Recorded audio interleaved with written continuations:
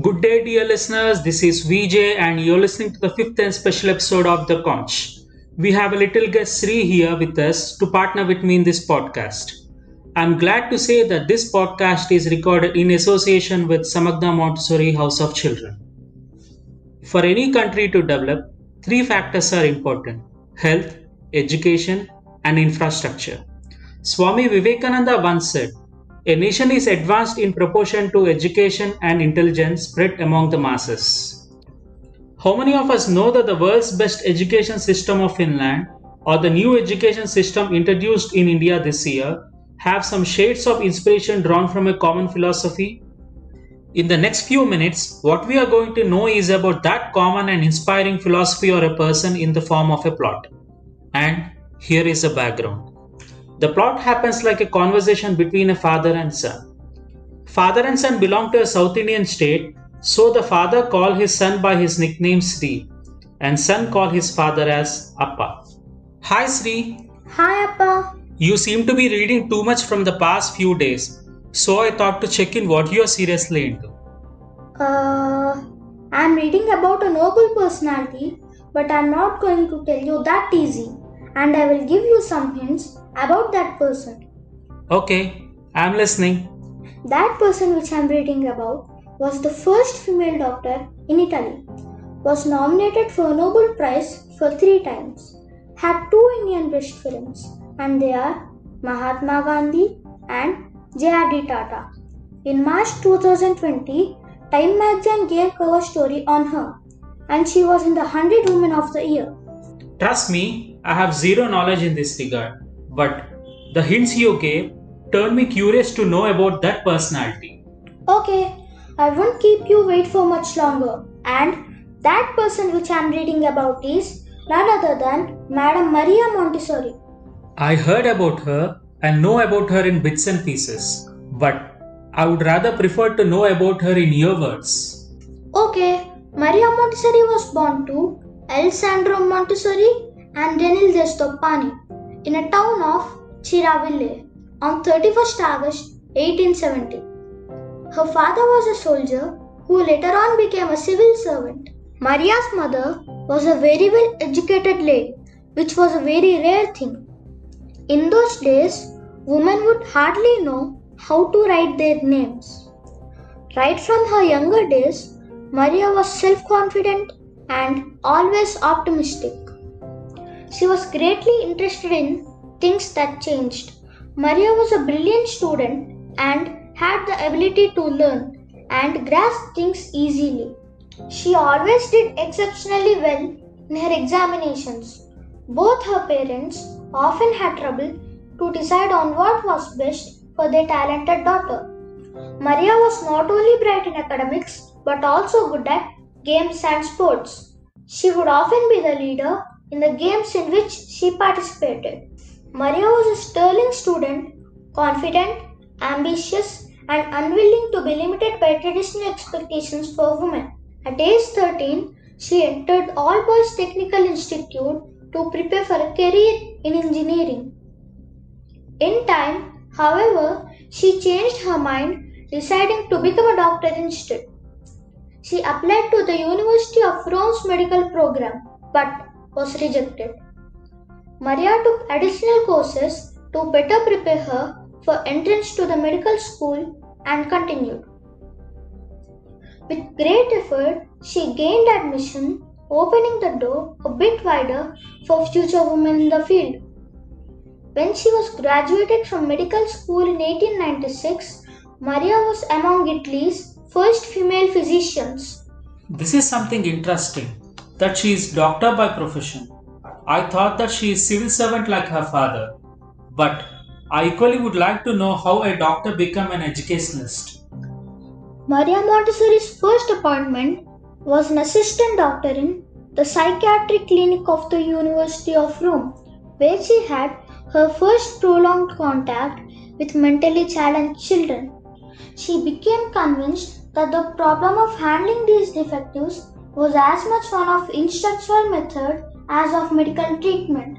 In 1898, she was appointed director of the State Orthophonic School in Rome, whose function was to care for the hopelessly deficient children of the city. She enjoyed tremendous success in teaching the children herself, while refining and applying her innovative methods and training other teachers to work with the children. Sri, I just wanted to know how different is her methods than the normal method? In 1906, the Italian government put Dr. Montessori in charge of a state-supported slum school in San Lorenzo quarter of Rome, which had 60 children aged 3 to 6 from poor families. By this time, her early successes with mentally challenged children suggested to her the idea of trying the same educational method with normal children. Dealing with culturally deprived children, she used what she termed a prepared environment to provide an atmosphere for learning, that is, small chairs and tables instead of rows of desks. The basic features of the method of development of the child's initiative through responsible individual freedom of behavior, improvement of sense perception through training and development of bodily coordinations through games and exercises. The function of the teacher is to provide improving material such as counting beads or geometric puzzles and act as an advisor and guide, staying as much as possible in the background. Dr. Montessori's view of the nature of child, on which the Montessori method is based, is that children go through a series of sensitive periods with creative moments when they show spontaneous interest in learning. It is then that the children have the greatest ability to learn, and these periods should be utilized to the fullest so that the children learn as much as possible.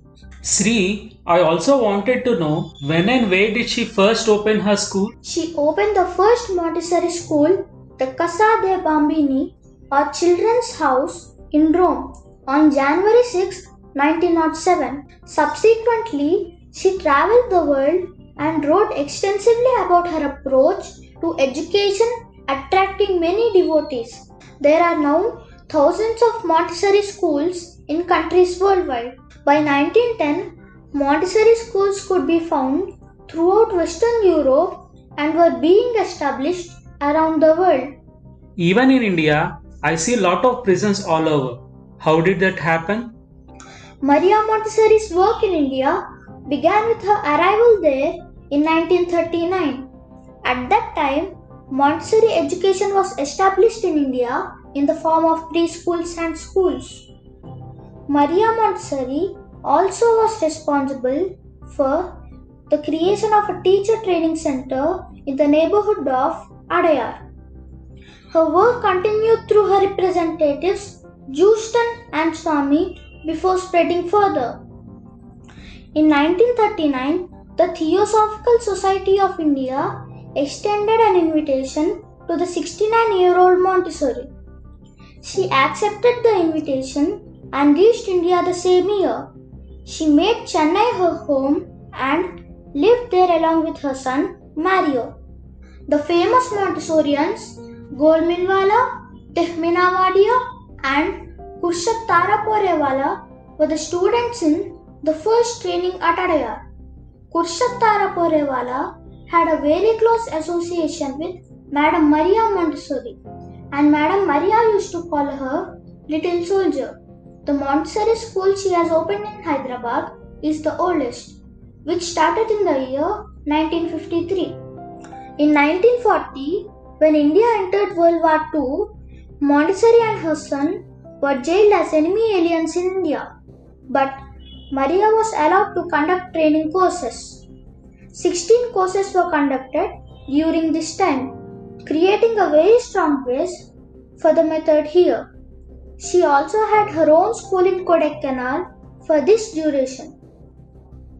In 1947, she went back to Europe for a brief period. Montessori returned to India for a second time the same year to conduct a few more courses in Chennai, Pune, Ahmedabad and Karachi. The Montessori then returned to Europe, leaving A.M. Houston as their representative in India. Then, what happened after? In 1951, Maria Montessori went to Holland from India and made it as her home. The last few days of Montessori's life were characterized by the same activity and zeal she had shown throughout her career. Her long and self-sacrificing labors on behalf of the child came to a sudden end on the 6th of May 1952. Maria was 82 years when she passed away. Her work lives on till today through the thousands of Montessorians all over the world who are continuing with her good work. By then, the whole world was admiring her work. She could say, "I point my finger at the child, but why are you admiring my finger?" Those were almost her last words. That's so inspiring. Yes, this 31st August 2020, all the Montessorians around the world are celebrating her 150th birthday. I again remember the quote of Swami Vivekananda. They only live who live for others. Rest are dead rather than alive. And Madame Maria Montessori is the noble person as such.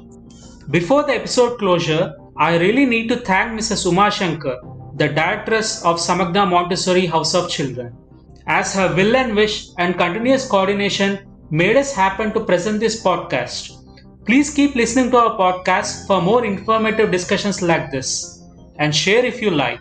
Stay home, stay safe.